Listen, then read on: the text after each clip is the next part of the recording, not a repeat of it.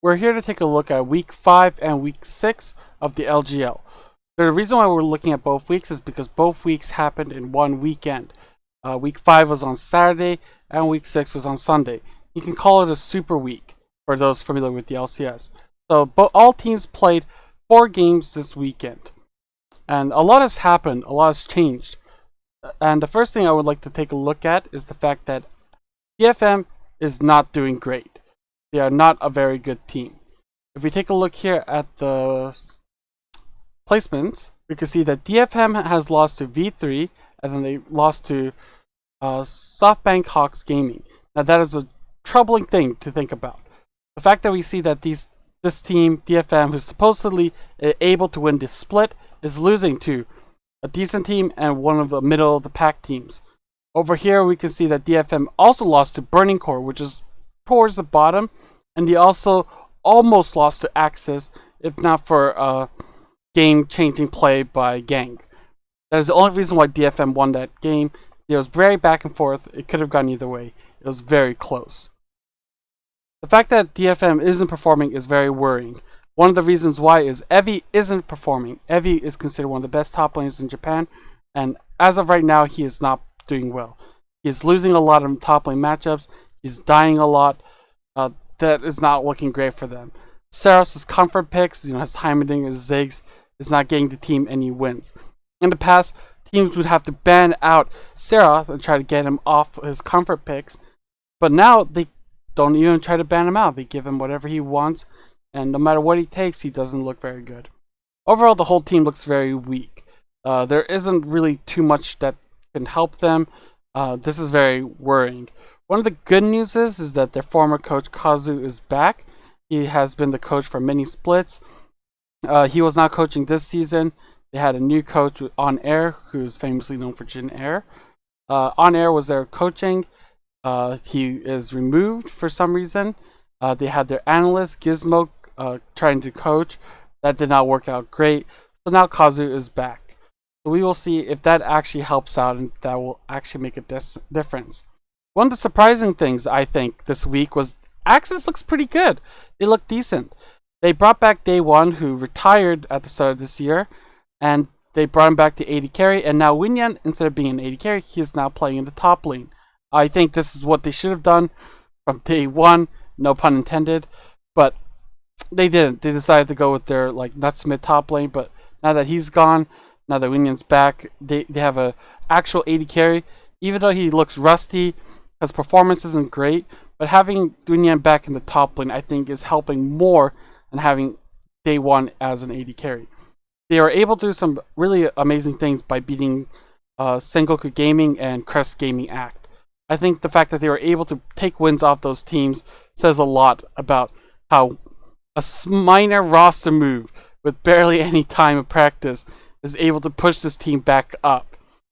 I think that in itself is an amazing thing. The next team I want to talk about is Sengoku Gaming. They are very inconsistent, and that is very worrying.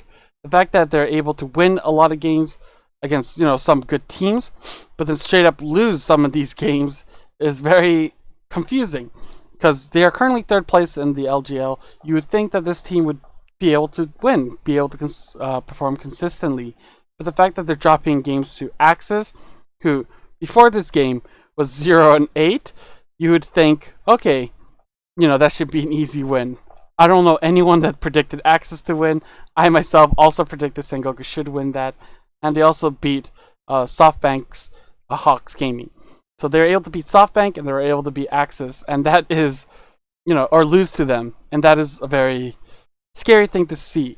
When you have a team that you expect to go to playoffs, expect to win the LJL, you'd want them to be a little bit more consistent. You'd want them to be a little bit more, able to beat the bottom teams, maybe struggle against the top team, but, have a good showing.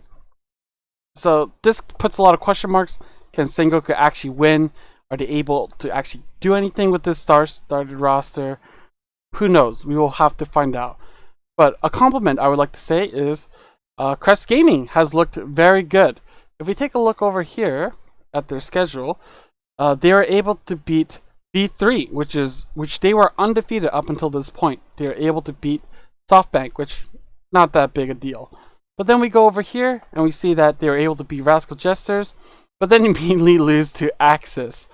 Now that is worrying. I mean, obviously Axis is looking a little bit better, so it's not that big. We've only seen them play 4 games with this new roster, and they've already looked a lot better than previously. So, maybe Axis is a good team. It's hard to tell just based off 4 games. They had some really good performances, but, 4 games is a very small sample size. The reason why I think Crest Gaming is looking very good is Arya is a very good mid laner. He's a beast mid laner. He is able to pop off and take over games. The main issues I have with the Crest Gaming roster and why I'm not putting them at the very top is the fact that they have issues with their jungler and support. I do not think these are very good players. They have had moments of good performances, but also moments where it makes you wonder, like, is this actually, like, professional players? And with that in mind, it is kind of hard to be, like, rooting for this team. I think this team will have a lot of issues. I think that when it comes to playoffs, they might have trouble if their jungle and support do not step it up. Even though that is the case, I think their top, mid, and ADC are all very good players. I think Arya is probably the best mid laner in the league, and the fact that they have him on the team is covering for a lot of the weaknesses. There are 2 moments where top is not the best, but if you give top or ADC or even mid like the resource to carry, they can. And having 3 lanes that could potentially carry is a very good sign. The fact that I can say that, oh, you can help top, you can gank for mid, or you can, support bot. Those are all very good signs.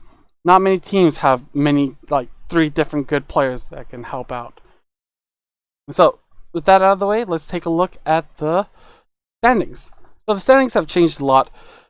V3 was rank 1, but now they are still rank 1, with only 1 loss. We have Crest Gaming and Sengoku, who are both tied for 2nd. Now they are sitting here at 3rd. The biggest concern is DFM went from 4th to about 5th, tied for 5th. The standings have not changed very much, but as you can see, they're about 1 or 2 games off from each other, so a lot could happen this weekend. The standings are pretty much set in stone, who's going to playoffs and who isn't. So there isn't any hype or excitement about that. It'll just be, let's see how these teams perform. Maybe the 3rd to 5th, 6th place might change in order. That will be very interesting. But besides that, this is the schedule for week 7. This is the last week of the LJL, so this is a good time to come back if you want to check out what could happen. So the matches I want to highlight is definitely, I want to suggest you to watch CGA versus Sengoku Gaming. So this is very interesting because they'll be playing each other, and they are teams that can compete for that 2nd place spot. The reason why I suggest this is because this will showcase whether or not jungle support difference will matter. CGA, I don't think have a very good strong jungle and support, but I think Sengoku Gaming has a very good jungle and support. And also the very interesting mid lane matchup. People are saying Pyrian is very good, but I think Arya is better. So I think that will be very fun to watch those 2 matchups. The next game I would like to suggest is Axis versus RJ. Now this isn't like a very hyped match. They're bottom of the standings teams. I don't think anyone is excited to watch these teams, but I am excited for different reasons. This is the battle for last place. Whoever loses this matchup, assuming they lose the other matches, let's say DFM beats RJ, let's say SoftBank beats Axis, then there will be 1 match that will decide who is officially last place. Axis or RJ. Rascal Jesters, that is. And I think that will be very fun to watch. I don't think either of these teams want to be last place. I think, even though being 7th and 8th is not a big difference, would look very bad for both teams if they were able to get last place. And then the last match, which might be not that great, but we will see. But I will be watching CGA versus DFM. The reason why I'll be watching that is because DFM's head coach has changed. Kazu is back. So I want to see if 1 week will make a difference. Now, 1 week is a very short time. I don't think it will make a difference. I think CGA will win this match, but it's just something that I will be interested in seeing. Let's see if maybe DFM can improve a little bit within that time.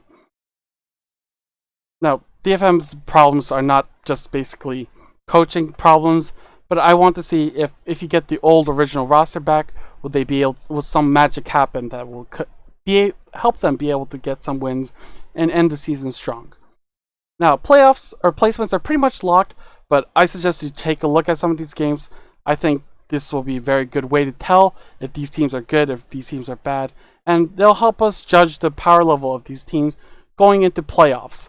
Now, the 6 teams going to playoffs are set, but I'm always excited to watch some more League of Legends. And that is my LJL Week 5 and Week 6 recap.